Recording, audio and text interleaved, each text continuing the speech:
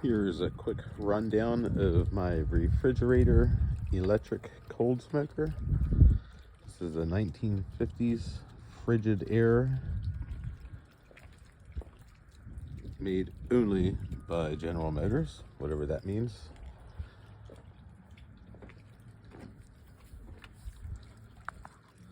So when you get one of these, take out the inner shelf, all plastic. I replaced mine with stainless steel. Removed the factory door gasket, replaced with high temp, high pressure fuel line. You can use wood burning stove gasket, but you're not going to get a very good seal. This works damn good. Also bent the door latch outwards so it just catches, so no animals or children can get locked in this thing.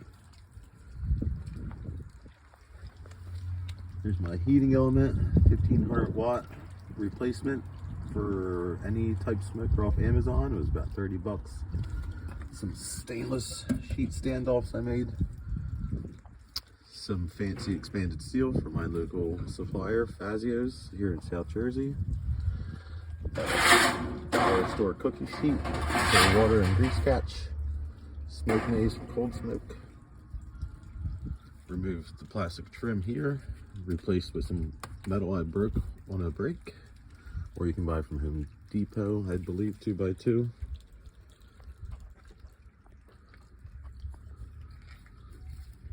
Four-inch B-vent, flue, and 4-inch blind flange, I believe they call that, to go from the inside out with the ductwork.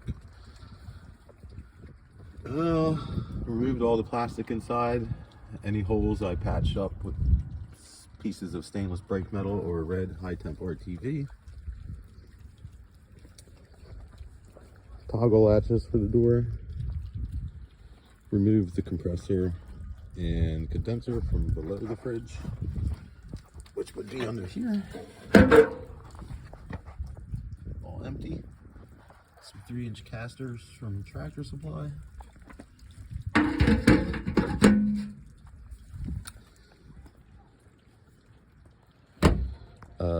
Inkbird 106 ITC 106 VH PID off Amazon.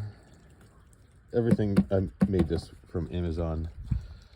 2 YouTubers, Barley and Hops. One of his videos was the wiring, and the other fellow was Redbeard Ops on YouTube for the box and a lot of the other parts of that.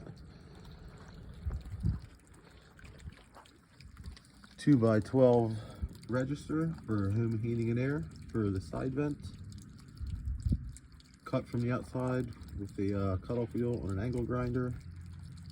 Then drilled through from the outside with an 1/8 bit for layout to cut from the inside.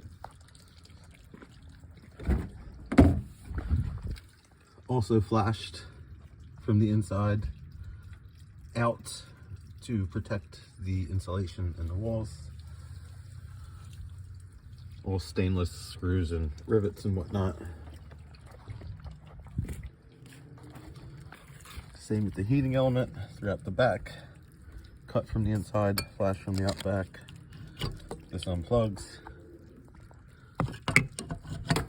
Plugs right back in. Plugged into the PID.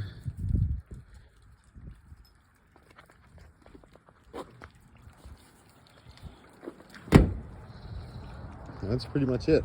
I can go from 90 degrees all the way up to 300 and stay within roughly 5 degrees. I considered the pellet grill option, but terrible heating control and whatnot on those hoppers, so this is the route I went.